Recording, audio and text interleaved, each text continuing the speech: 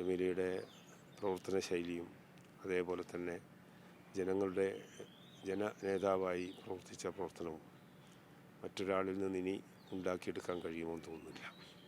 തികച്ചും കോഴിക്കോട് ജില്ലയിലെ പാർട്ടിക്കും ബഹുജന പ്രസ്ഥാനത്തിനും ജമീലയുടെ വേർപാട് വലിയ നഷ്ടമായി തന്നെയാണ് ഞാൻ കാണുന്നത്. ഈ പൊതുദർശനം സംസ്കാര ചടങ്ങുകൾ അതിൻ്റെ ഒരു അന്തിമ തീരുമാനങ്ങൾ എങ്ങനെയാണ്? ഞങ്ങളിപ്പോൾ തീരുമാനിച്ചത് മകനുമായി വലിയ അറ്റാച്ച്മെൻ്റുള്ള ഒരു ബന്ധം എനിക്ക് നന്നായിട്ടറിയാം. മകന് അസുഖം വന്ന മുതൽ ലീവ് എടുത്ത് പൂർണ്ണമായും ചെന്നൈയിലെല്ലാം മകൻ തന്നെയായിരുന്നു ഒന്നിച്ചുണ്ടായിരുന്നത്. അപ്പോൾ മകന് കാണണമെന്നത് നിർബന്ധമാണ്. കുറേ സമയങ്ങൾ ഞാൻ തന്നെ സംസാരിച്ച് അവരുടെ കുടുംബത്തിൽ ഒരു സ്വന്തം രക്തബന്ധത്തെപ്പോലെ തന്നെ ആ ബന്ധം നിലനിർത്തി പോരുന്ന ഒരാളാണ് ഞാൻ.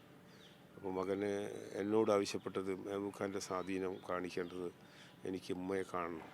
ഉമ്മയെ ഞാൻ വന്ന് കണ്ടതിന് ശേഷം മാത്രമേ അടക്കം ചെയ്യാൻ കഴിയൂ എന്ന് ഉറപ്പിച്ചും പറഞ്ഞപ്പോൾ ഞങ്ങളെല്ലാം അങ്ങനെ തന്നെ തീരുമാനിച്ചു. അപ്പോൾ ഞങ്ങളിപ്പോൾ ചൊവ്വാഴ്ചയാണ് അവനെത്തും.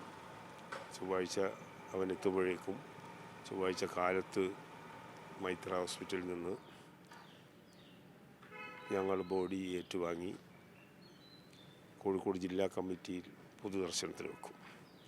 അതിനുശേഷം കൊയിലാണ്ടി ടൗൺ ഹാളിൽ മണ്ഡലത്തിലെ ജനങ്ങൾക്ക് കാണുന്നതിന് വേണ്ടി 2 മണിക്കൂർ അവിടെ പൊതുദർശനത്തിന് വെച്ചതിന് ശേഷം തലക്കുളത്തൂർ പഞ്ചായത്ത് ജമീലയുടെ പ്രവർത്തനത്തിൻ്റെ തുടക്കം കുറിച്ചുകൊണ്ട് അവിടുത്തെ ജനങ്ങളുമായിട്ടുള്ളൊരു ബന്ധമടിസ്ഥാനത്തിൽ തലക്കുളത്തൂർ പഞ്ചായത്ത് മിയാമി കൺവെൻഷൻ സെൻറ്ററിൽ വെച്ചതിന് ശേഷം വീട്ടിൽ കൊണ്ടുപോയി വൈകിട്ട് 5 മണിക്ക് അടക്കം ചെയ്യണമെന്നാണ് ഞങ്ങളിപ്പം ഉദ്ദേശിച്ചിട്ടുള്ളത്. വിൻഷാ, ഓർമ്മകളാണ്, കാനത്തിൻ്റെ ഓർമ്മകളാണ് ഇപ്പോൾ ജില്ലാ സെക്രട്ടറി മെഹബൂബ് നമ്മോട് പങ്കുവച്ചത്. അതോടൊപ്പം തന്നെ ചൊവ്വാഴ്ചത്തെ സംസ്കാര ചടങ്ങുകളുടെ അതോടൊപ്പം തന്നെ പൊതുദർശനത്തിൻ്റെയും ഉൾപ്പെടെയുള്ള തീരുമാനങ്ങളും അദ്ദേഹം അറിയിച്ചിട്ടുണ്ട്.